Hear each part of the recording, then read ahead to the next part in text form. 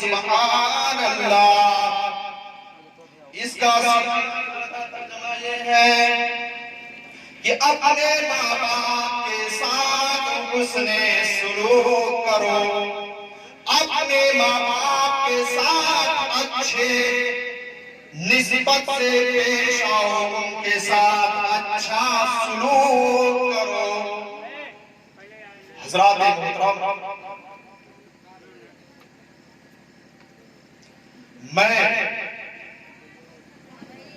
میں نے جس آیت مقدسہ کی تلاوت کا شرف حاصل کیا، میرا جو عنوان سخن ہے وہ ہے والدین کے حقوق۔ حضرات محترم، کسی شاعر نے کیا خوب کہا ہے، نہ میں کا ذکر نہ پینے کی بات کرتے ہیں، ہم اہل دل ہیں مدینے کی بات کرتے ہیں، ابھی نہ چھیڑ صبا سنبلو گلاب کی بات، ابھی ہم نبی کے پسینے کی بات کرتے ہیں۔ حضرات محترم باوقار سامعین کرام، ہم اپنا وقت کسی نہ کسی مصروفیت پہ صرف کر دیتے ہیں، لیکن ہمارا سب سے قیمتی وقت، ہمارا سب سے امپورٹنٹ وقت وہی ہے جو اللہ اور اس کے رسول کی یاد میں گزر جائے، کیونکہ جو اللہ اور اس کے رسول کی یاد میں اپنے وقت کو گزارتا ہے، اس کے بارے میں حضرت ابو موسیٰ اشعری رحمت اللہ، حضرت ابو موسیٰ رضی اللہ تعالیٰ عنہ ارشاد فرماتے ہیں، مثل الذی یذکر ربہ، مثل الذی یذکر ربہ، جو اللہ کا ذکر کرتا ہے، جو اللہ کا ذکر نہیں کرتا ہے، وہ زندہ اور مردے کی طرح ہے۔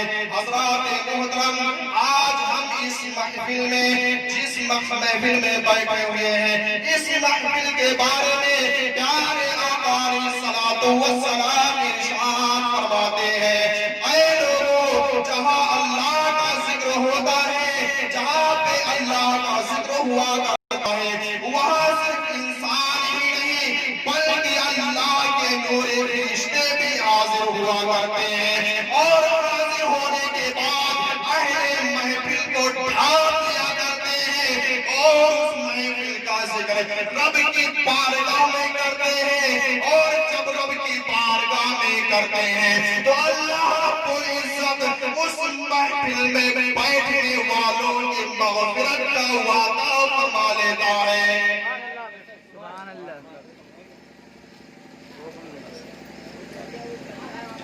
ایسی محفلوں میں بیٹھنے والوں کے اللہ رب العزت ان کی مغفرت کا وعدہ فرما لیتا ہے۔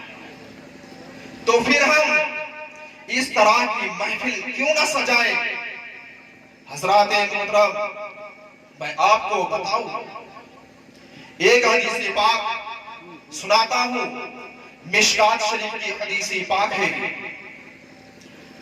عن ابن عباس قال قال رسول اللہ صلی اللہ علیہ وسلم، من اصبح مطیعا للہ بوالدیہ اصبح له بابا مفتوحان الى الجنة وإن كان واحدا فواحدا، ومن اصبح عاصيا لله بوالديه اصبح له بابان مفتوحان من النار وإن كان واحدا فواحدا۔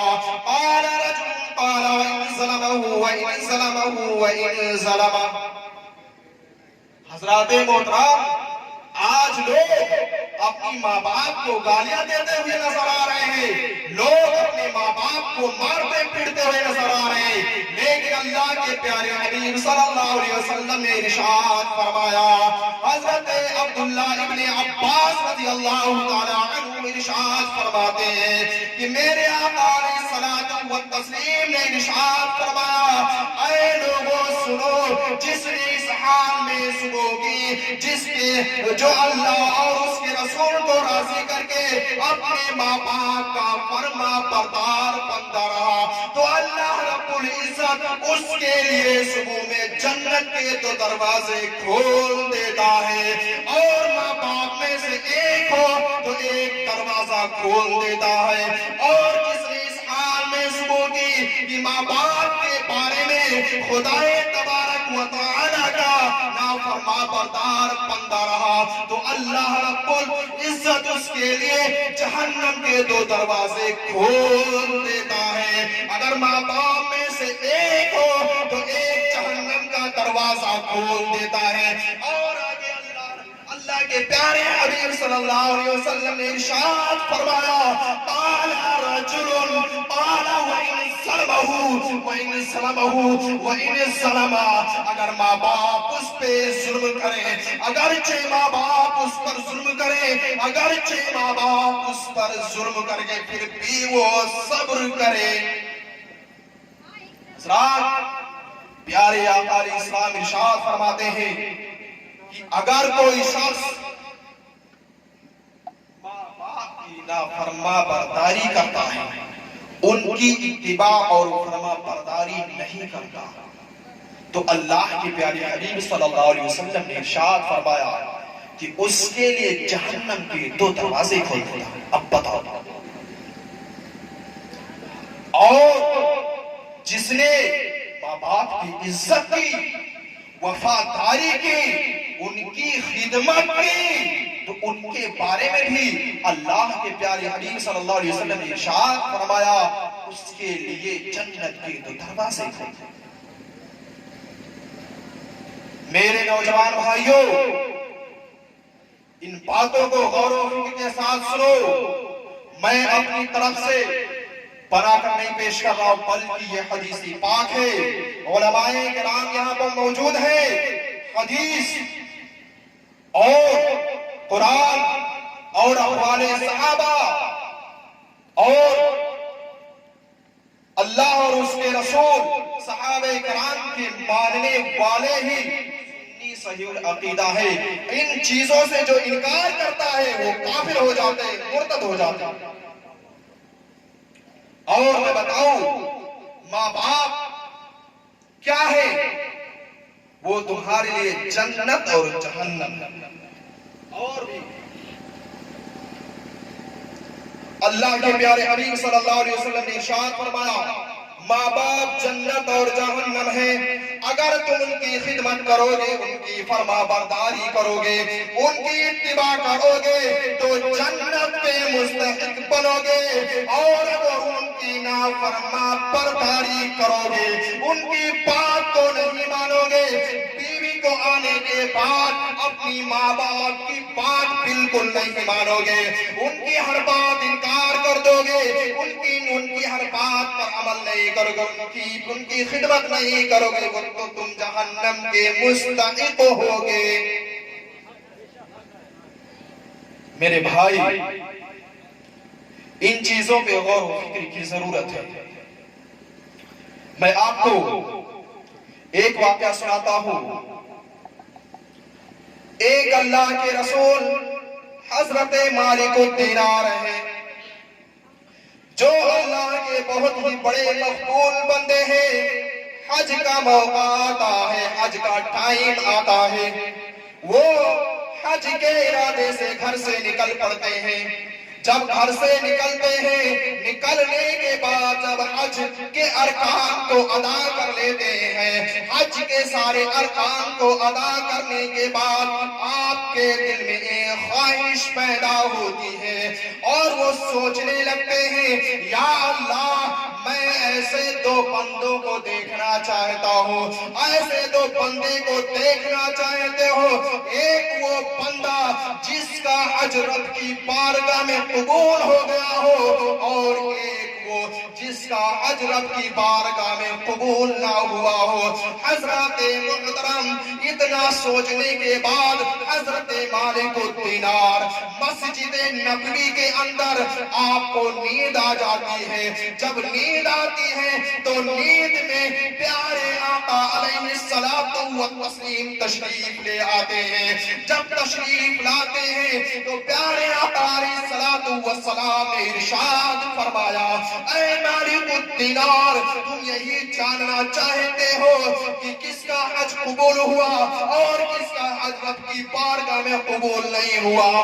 तो सुनो सुनो, एक वो है जिसका नाम हारून बल्खी, मोहम्मद हारून बल्खी है, जो बल्ख से ताल्लुक रखता है, उसका हज कबूल नहीं हुआ है। और एक के बारे में हजरत मालिक दीनार ने नहीं फरमाया, मेरा यकीन कामिल है कि वो हजरत मालिक दीनार ही रहे होंगे।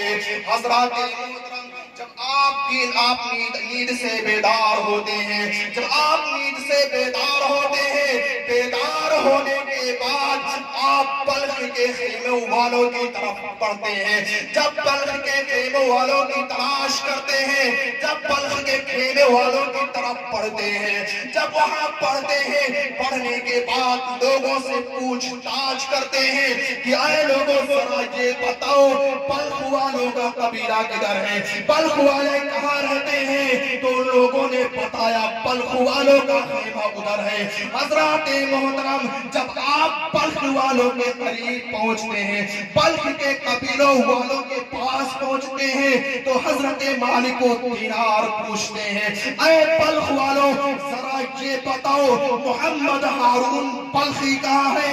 इतना सुनने के बाद बल्ख वालों ने कहा कि आप ऐसे लोगों का नाम ले रहे हैं जो अल्लाह के मोमिन कामिल वली है, जो अल्लाह के वली है, जो अल्लाह के मकबूल बंदे हैं।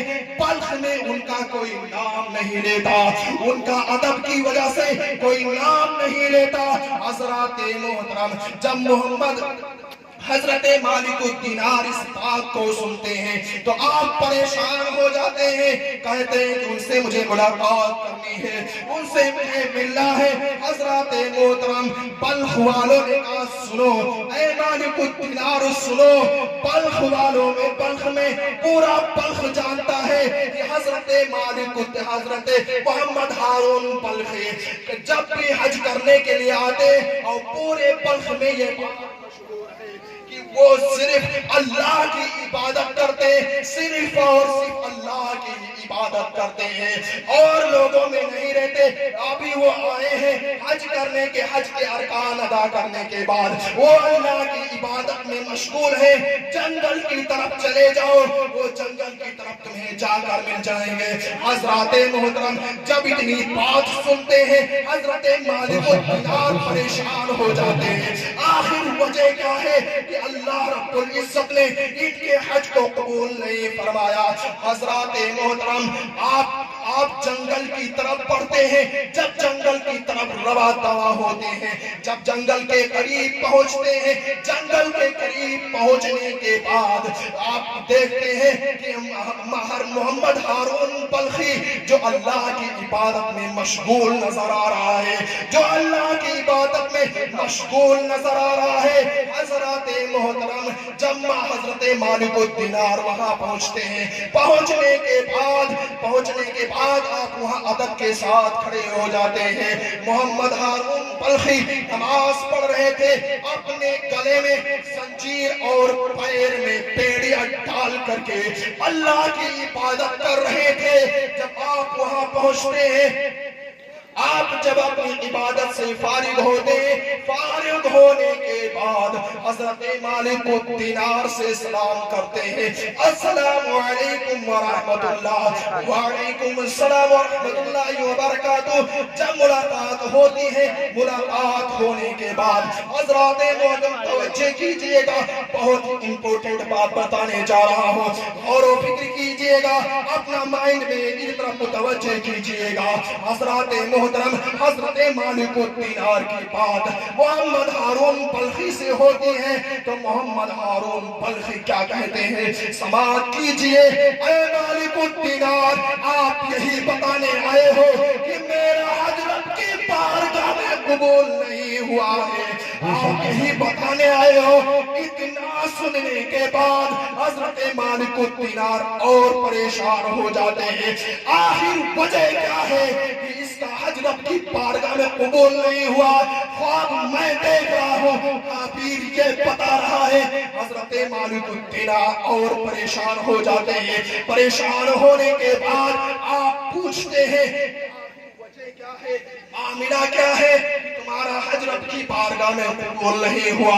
तो हजरत मोहम्मद हारून बल्खी कहते हैं कि सुनो, आज की ये नई बात नहीं है।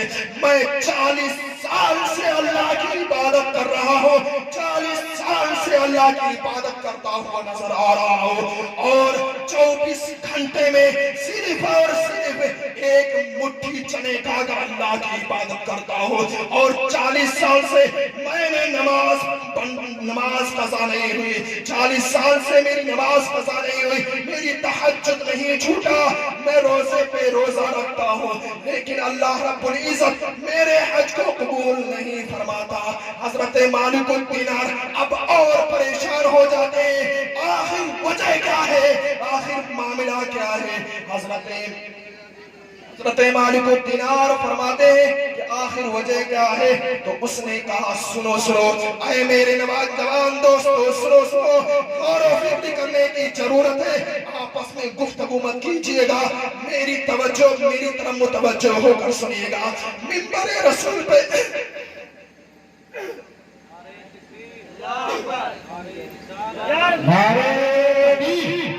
हजरत मालिकुद्दीन क्या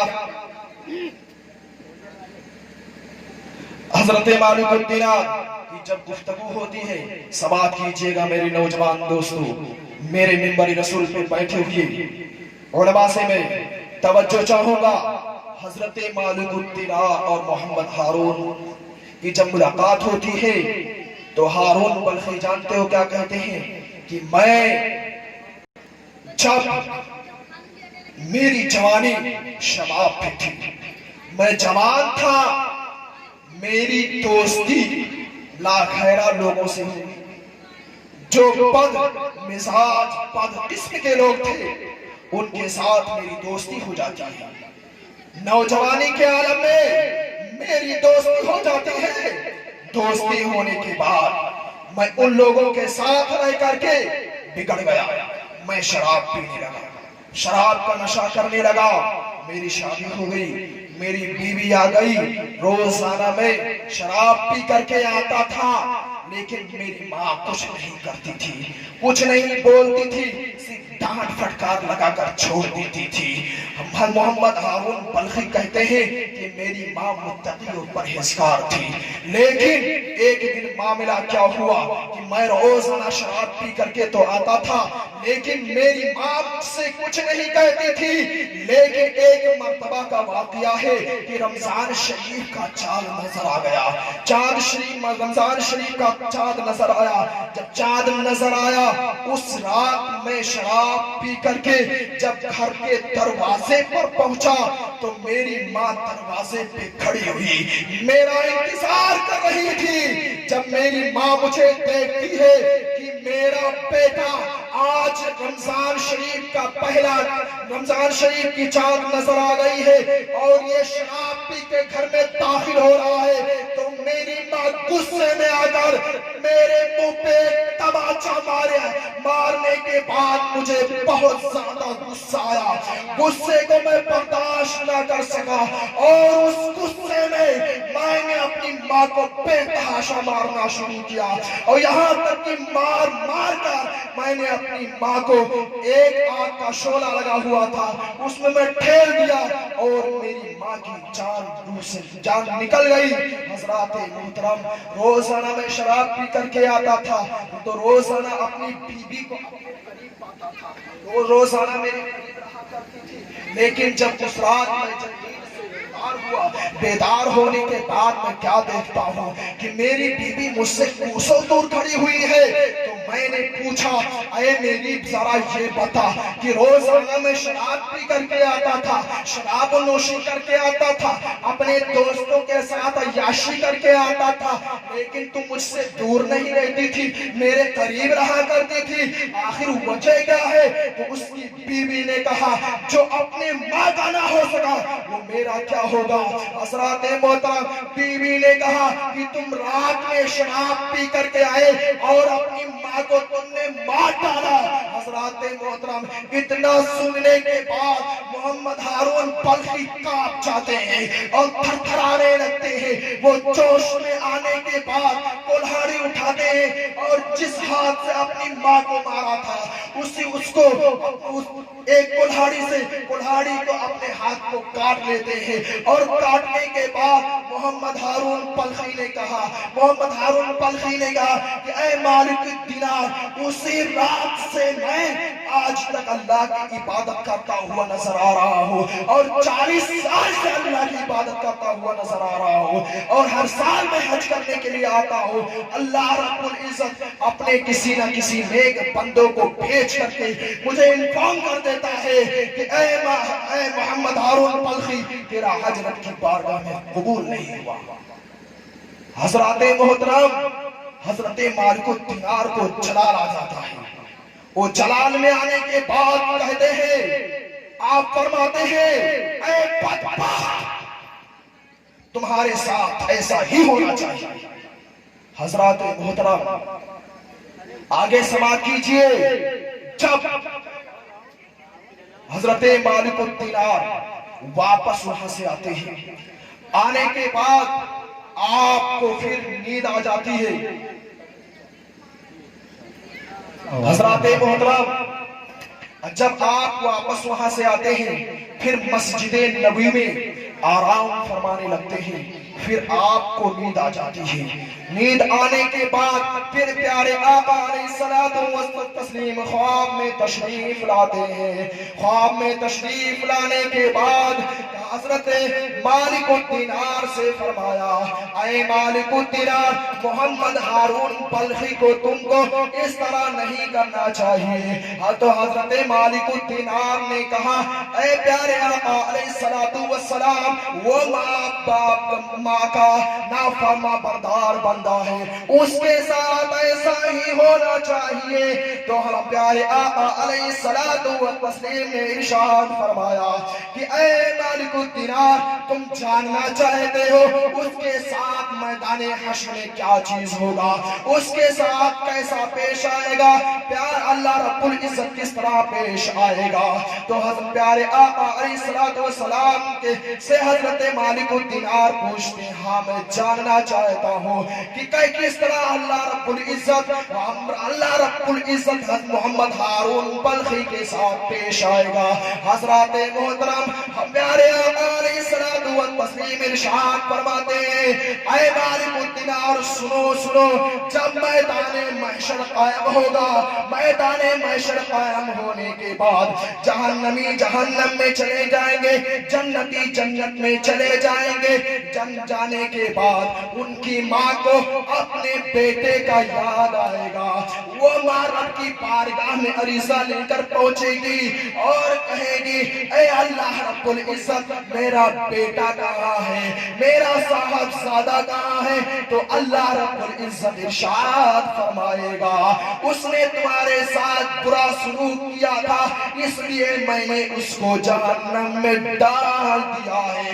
اتنا سننے کے بعد پیار اللہ رب العزت ان کی ماں سے فرمائے گا، ایک راستہ ہے اس کو معاف کرنے کا، اگر تم اپنے بیٹے کی خطا کو معاف کر دو گے تو اللہ رب العزت بھی اسے معاف فرما دے گا۔